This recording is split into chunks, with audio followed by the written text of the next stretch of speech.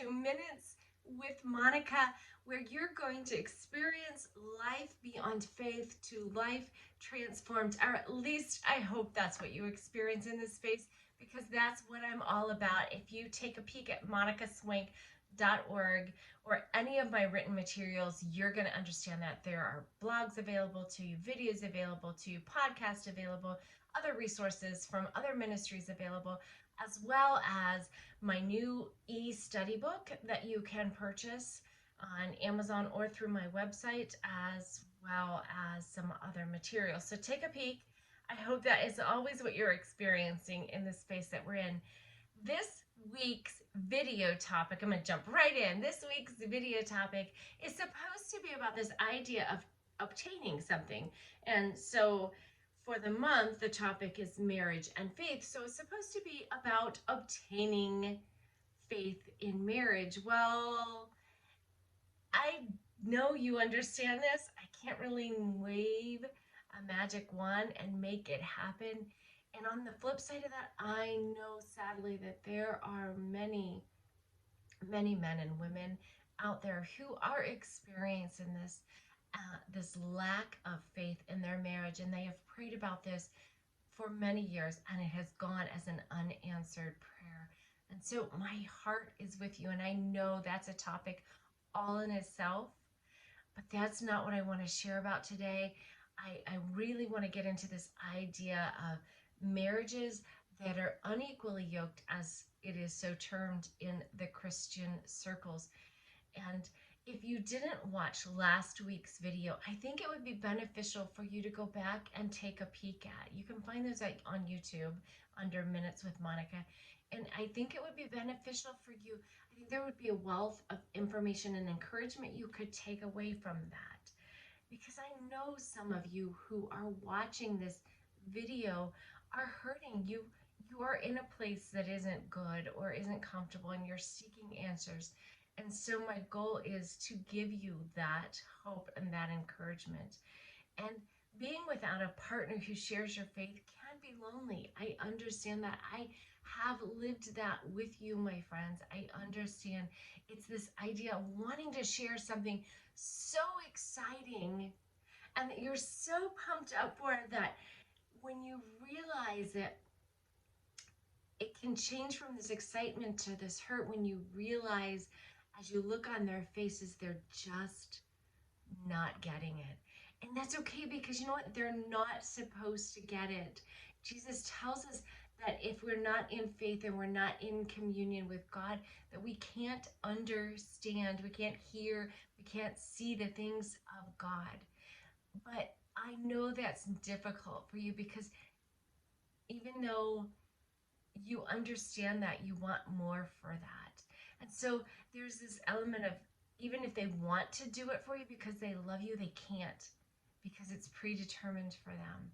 However, that doesn't mean that you shouldn't share your faith with them. You shouldn't be excited around them, right? Why? Because that's contagious. And have you ever been around somebody whose lifestyle is so fascinating or so exciting that you just want to explore it for yourself? You just want to have a piece of that? Well, you are that living example for them if you continue to share that and you continue to bring that excitement. You know, Paul tells us in 1 Corinthians chapter 7, verse 14, that it is through a believing spouse that an unbelieving partner can come to know Christ. And so even though they don't understand your stories, or you don't think they're getting it, you should keep this in mind, because it's not an impossibility. While I will tell you, it is really, really difficult to witness to a spouse. It's more about a lifestyle than is it about being a witness. Think about your relationships with your friends, right? Or people you meet. You tend to be able to share a story with them about Christ. But when you live with somebody day in and day out, they know everything about you. It is about the way you live, not about the story that you tell.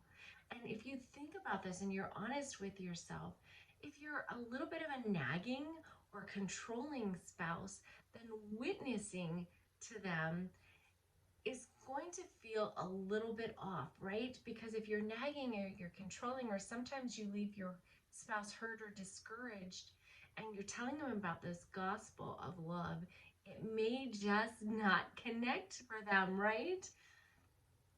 So, and witnessing takes on more of this idea of, well, it's not subservient.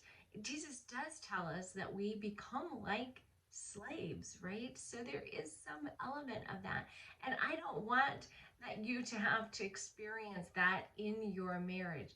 But if you think about faith as a lifestyle, it takes on a whole different realm, right? It's a far better option for you. It's that you're not placing your spouse under your thumb of always trying to do what you think they're supposed to be doing. It's also not creating an environment in which they start to expect you to do things for them on a regular basis because you understand service to them differently than they would understand service from you, right? But what if your faith is so ingrained in every element of who you are, in every aspect of your life, right? So, not just the way you live it at home, but in your friendships, in your daily practices, in your speech. If your faith is so ingrained in that, what kind of witness is that for your spouse? Would this leave them wondering or wishing for something that you have? Again, understanding that witnessing to a spouse takes on a whole different element than what we would normally classify witnessing. And some of you are out there listening saying, I already do that and it's not working. I'm already living my life a certain way and it's not working. So I would encourage you to do this.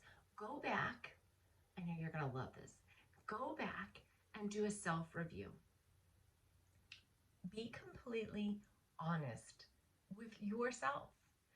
Are you in any element nagging or controlling? Double check that standard in yourself. And do you see pieces and parts of that? Hey, guys, I get that. Again, I'm right there with you. I have nagging elements. I have controlling elements. So I get that. Double check that standard. Are you doing that? Because if you are doing those things, and if it's in an element in which it pertains to faith, then they're not receiving it the way that you want them to be because they're just not ready for it, right? Then, secondly, go back and double check your own personal faith. Are you living this mirror image of Christ? That's not easy to do. And are you doing it? Be honest with yourself. Is that something you're accomplishing day in and day out? And then thirdly, I say this all the time, but give yourself some grace, but not just to yourself, right? To your spouse as well. But first, give that to yourself because it's going to affect the way that you witness to them. When you give yourself this grace, understand in yourself that you're not God. You don't have a magic wand, and that you can't impact change for others. You're not responsible for that. You're only responsible to share Christ. That's it. And then that other piece that I was talking about. Secondly, give some grace to your spouse. Jesus loves their uniqueness. He loves what they bring to the table because he loves them. He loves them aside from you. And so give them some grace. Remember that they cannot hear the amazing things of God that you can see and hear at the time and the space in which they're in. And then lastly, my friends, just love them. Love them as you're called to do because that is what Christ asked us to do for each other. Love them with all of your heart. I know these aren't fix-its for this unequal space in faith and marriage, but they are steps that you can try.